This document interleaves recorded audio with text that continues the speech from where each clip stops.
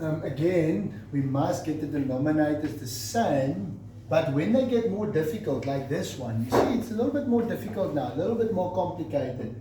The first thing you try to do is factorize. Okay, we learn how to factorize now, so now we're going to start using factorizing. Okay, so we're first going to say what is the common factor here that we can take out. It's x.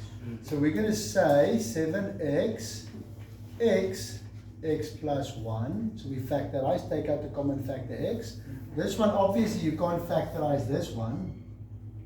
And then this one, you can also can't factorize. So the only one you could factorize was this one. But you have to do it then. You must factorize first. Okay? Now you can try to figure out what's the lowest common denominator. This one has an x and x plus 1. This one only has an x. So it needs x plus 1. Okay? And then this one has an x plus 1. So it needs an x. Okay, so now we made them all the same. That's why we had to factorize it. We can see this one still needs an x plus 1, this one still needs an x.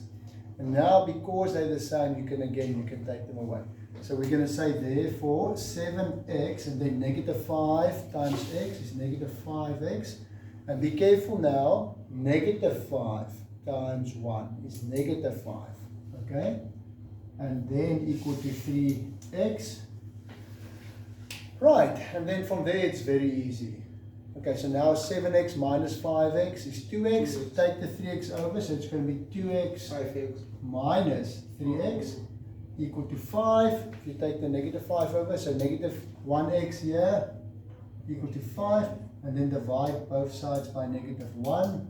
So x will be equal to negative 5.